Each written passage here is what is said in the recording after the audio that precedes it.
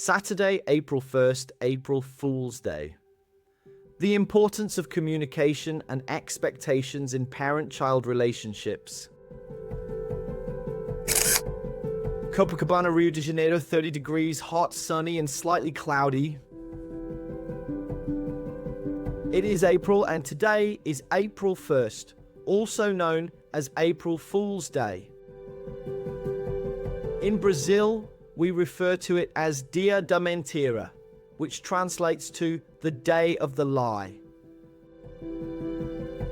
I can differentiate between a prank, a joke, and a lie to some extent. Regardless, it's a beautiful day here in Rio. The temperature in the early morning is a little fresh at 20 degrees, and there is a light breeze. Even though the sun is out, it is still cool, and I absolutely adore the wind. The middle seasons in Rio, spring and autumn, are my favorite and incredibly special. They are usually cool, sunny, and with wind or a breeze. This is the weekend that Yasmin should be with me. Last weekend, she stayed with her mother as she had school exams the whole week. She did not come to my place for her functional training because it was a heavy week. Yesterday, I called her specifically to know if she would come to my place later that day or today, as I wanted a position. She had told me that she was waiting for her mother to arrive from work, and when she arrived, she would talk to her mother and then tell me. Did she do this? No! I offered to either collect her from her mother's or meet her at the metro station, but she didn't call or message me later that night.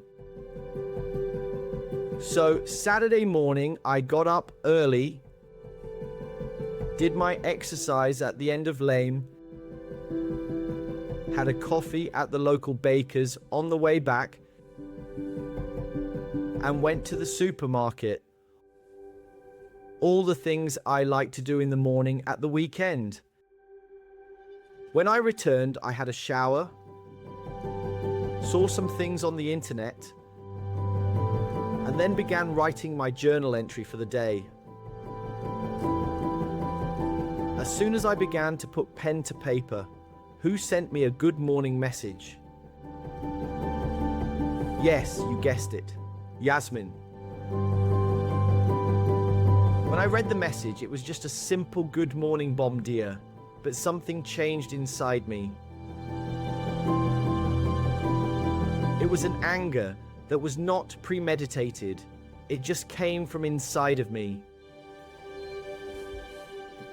My daughter could not have been bothered to have told me what she had arranged or decided with her mother.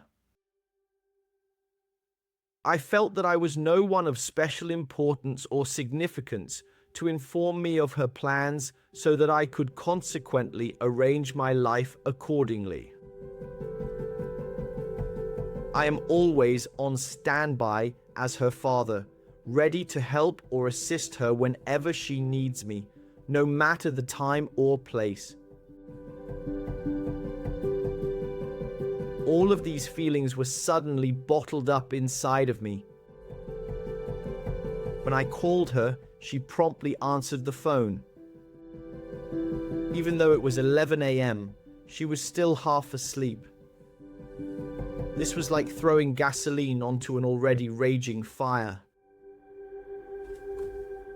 As I was a little uncontrollable due to my anger,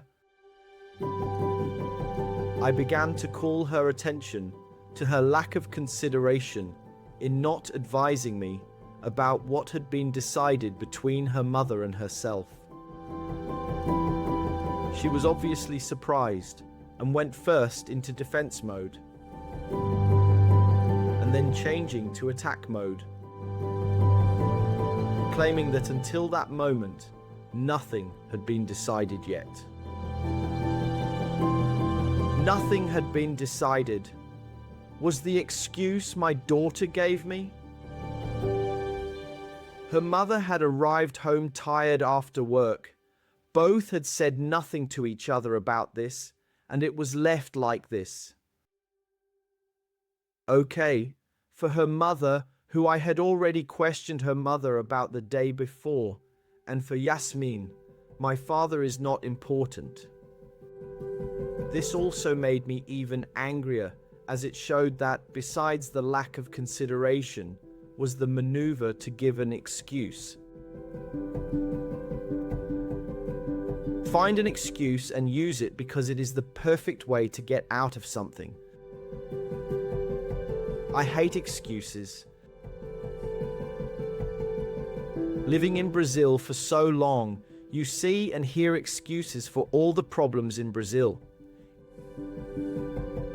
In my old age, I have come to the conclusion that people do what they want to do.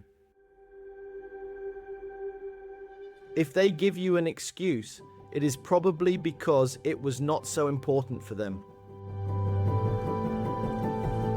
So, when someone gives me an excuse, it is like a lie, an indirect insult to me, or a little of both. It was a heated conversation as I wanted to show Yasmin that I am not just anybody. And besides this, if she gives her word to something, she must keep it. I think I threw her under the bus at least once, but she is okay. More importantly, I hope she has learned a lesson from it. I also think I learned a lesson from it. Maybe we, the parents, are not as important to our children as we think we are, or is it just me? Later that day, Yasmin's mother sent me a recorded message to apologize for not informing me. It was evident that Yasmin had already spoken to her mother about it, so both of them felt a bit embarrassed. Although the incident has passed, it highlights certain aspects of life and how we tend to expect a lot from others. Moreover, it also reminds us that we may not hold as much significance in other people's lives as we think. The rest of the day was relaxing, a little studying and making the most of one of the few days where I could do what I liked. In bed by 10 p.m. Thank you. Thanks for reading my blog. Check out my other posts and share your thoughts in the comments. Richard.